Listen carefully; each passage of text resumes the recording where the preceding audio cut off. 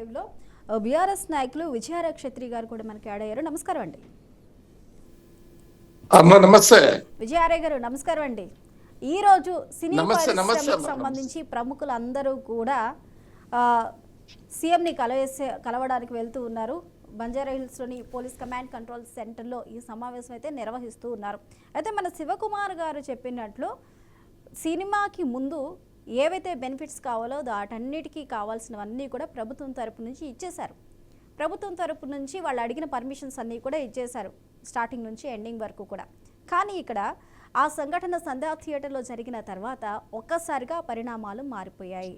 ఇక Allu Arjun press meet పెట్టడం కానీ, ప్రభుత్వానికి అలాగే వ్యవస్థలకు వ్యతిరేకంగా మాట్లాడటం కానీ, ల్యాండ్ ఆర్డర్ ప్రాబ్లం ఉన్నట్టు కానీ, నా మీద అసత్య ప్రచారాలు చేస్తున్నారు అని చెప్పడం కానీ, ఇవన్నీ కూడా ఒకదాని తర్వాత ఒకటి వివాదాలకు తావిచ్చాయి. అయితే ఇది కేవలం అల్లు అర్జున్ మీద మాత్రమే కాదు, సినీ ఇండస్ట్రీ మొత్తం మీద పడే అవకాశాలు ఉన్నాయి. ఎందుకంటే చాలా క్లియర్ కట్గా చెప్తున్నారు, బెనిఫిట్ షోస్ ఏవైతే ఉన్నాయో వాటిని తీసేస్తాము, లేకపోతే సంధ్యా థియేటర్ని బ్యాన్ చేస్తాము. ఇలాంటివి రావటం వల్ల ఒక టైప్ ఆఫ్ ఫియర్ అనేది ఫిలిం ఇండస్ట్రీలో వచ్చిందా అన్న సందేహాలు వ్యక్తమవుతారు. అసలు ఈరోజు కూడా భేటీ కాబోతున్నారు. మరి ఈ భేటీలో వీళ్ళందరూ మాట్లాడిన తర్వాత అల్లు అర్జున్ ఇష్యూ మీద పోనీలో జరిగిందేదో జరిగింది అనే ధోరణికి ప్రభుత్వం వచ్చింది అంటారా, లేకపోతే ఇదే ధోరణి కొనసాగుతుంది అంటారా? ఏం జరగబోతుంది అంటారు విజయారాయ్ గారు?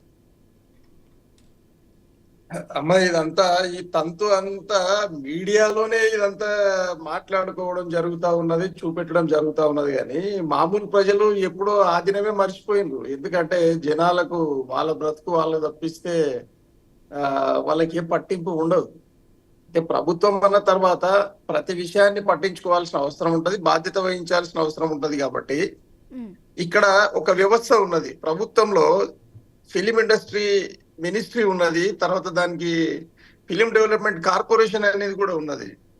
అయితే ఇందులో ఒక పార్శ్వమే కాకుండా అన్ని పార్శ్వాలను మనం పరిశీలించినప్పుడు ఇది జరిగిన సంఘటన యాక్సిడెంటల్ గా జరిగినటువంటి విషయం. అది ప్రభుత్వం గాని, ఇక్కడ అల్లు అర్జున్ గాని, లేకపోతే ఇంకెవరు సంధ్యా థియేటర్ వాళ్ళు గాని దీంట్లో జాగ్రత్తలు తీసుకపోకపోవడం వల్ల జరిగిందనేదే తప్పిస్తే, దాంట్లో ప్రేక్షకులు కూడా ఈరోజు మనం కన్జ్యూమర్స్ యాక్ట్ దీనికి ఇన్వాల్వ్ అవుతాయి.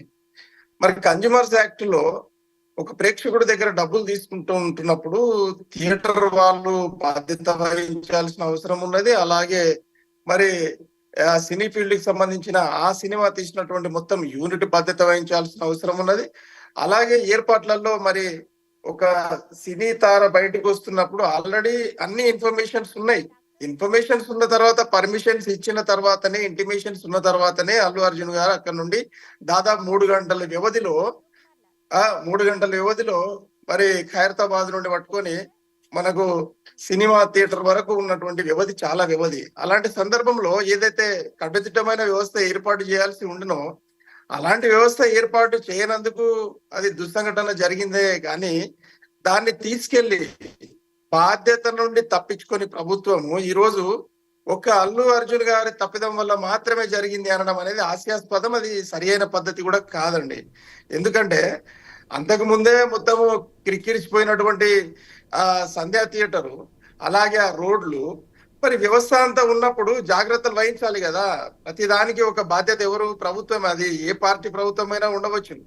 అయితే సంఘటన అది యాక్సిడెంటలే అయినా కూడా ఫర్దర్ గా వచ్చేటటువంటి విషయాలలో ఏ జాగ్రత్తలు వహించాలి అనేది మ్యాండేట్ గా ఆల్రెడీ ఎఫ్డిసి ఉన్నది. తర్వాత సినీ పరిశ్రమకు సంబంధించిన మరి డిపార్ట్మెంట్, ఫిలిం ఇండస్ట్రీ డిపార్ట్మెంట్ కూడా ఉన్నది. అయితే ఇందులో జాగ్రత్తలు అంటే ఏదన్నా సంఘటన జరిగినప్పుడు మాత్రమే ఈ విధమైనటువంటి చర్చలు వస్తాయి. కానీ మళ్ళీ మామూలుగానే పట్టించుకోకుండా, ఏ సందర్భాన్ని పట్టించుకోకుండా మరి ఎవరిష్టం వారిది అన్నట్టుగా మరి నడుస్తా ఉన్నది. అట్లనే సినీ ఫీల్డ్ లో మీరు గమనించాలండి, ఒక హీరో, హీరోయిన్, తర్వాత దర్శకుడు, నిర్మాత అని ఒక 5 తప్పిస్తే డబ్బులు సంపాదించే విషయంలో అన్ని వేల కోట్ల రూపాయలు సంపాదించుకుంటూ అందులో యాక్ట్ చేస్తున్నటువంటి తక్కిన పాత్రధారుల ఆర్థిక పరిస్థితి ఎంత మరి గుండె నిబ్బరంగా ఉంటది అనేది మీరు గమనించాలి. వీళ్ళు కోటాని కోట్లు సంపాదించుకుంటూ ఒకరే అధిపతులుగా మిగిలిపోయి, ధనపతులుగా మిగిలిపోయి తక్కిన కార్యవర్గం అంతా కూడా పాత్రధారులందరూ కూడా చాలా పేదవాళ్ళుగా మరి ఉంటున్న సందర్భంలో ఆ ఇండస్ట్రీ ఏం చేస్తా ఉన్నది, లేదా మంత్రులు ఏం చేస్తా ఉన్నారు, దాన్ని క్రమబద్ధీకరించిన అవసరం లేదా, మరి వాళ్ళ ఆర్థిక పరిస్థితిని మెరుగుపరచాల్సిన అవసరం లేదా, వాళ్ళ జీతాలు ఏదైతే మరి పాత్రధారులకు మీరు గౌరవ వేతనం ఇస్తారో ఆ గౌరవ వేతనాన్ని ఎంతో కొద్దిగా నామమాత్రంగా ఇచ్చుకుంటూ పాపం వాళ్ళకి ఏంటంటే they are the emotional fools. అంటే మేము సినిమాలో కనిపిస్తే అయిపోయా, తెర మీద కనిపిస్తే అయిపోయా అని చెప్పి వాళ్ళ జీవితాలను పనంగా పెట్టి నడుస్తూ ఉంటారు. అలాంటి వాళ్లకు మరి ఏదైతే ఈ మా అనేది ఉందో మరి వాళ్ళని పట్టించుకొని వాళ్ళకి సరి అయిన జీతాలు ఇచ్చి ఏదైతే హీరో గారికి కొన్ని వేల కోట్ల రూపాయలు ఇస్తున్నప్పుడు మరి ఆ వేల కోట్లలో మరి ఆయన కూడా గౌరవ వేతనంగా వీళ్ళందరికీ పంచివ్వాల్సిన అవసరం ఉంటది. ప్రభుత్వానికి ట్యాక్సులు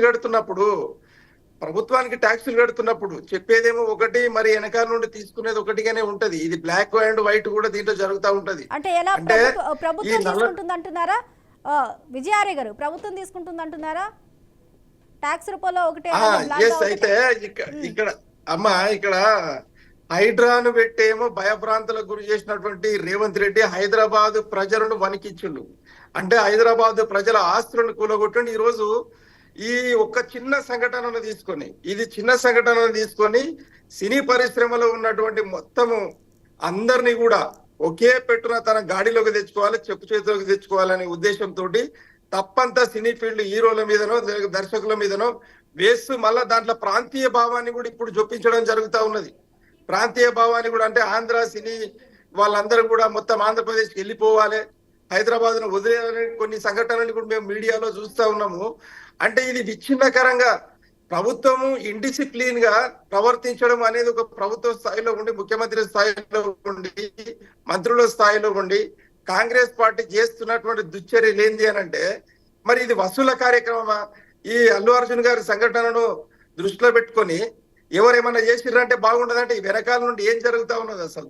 అంటే దందా జరుగుతా ఉన్నదా? మరి వాళ్ళ దగ్గర సినీ ఫీల్డ్ వాళ్ళ దగ్గర, దర్శకుల దగ్గర, నిర్మాతల దగ్గర, హీరోల దగ్గర, హీరోయిన్ల దగ్గర మరి సంఘటనను ముందర పెట్టి మరి డబ్బులు గిట్ట వసూలు చేస్తా ఉన్నారా? బ్లాక్ మెయిలింగ్ పాలిటిక్స్ చేస్తా ఉన్నారా? డైవర్షన్ పాలిటిక్స్ చేస్తా ఉన్నారా అని చెప్పి మేము ప్రధాన పక్షంగా మేము అడుగుతా ఉన్నాం.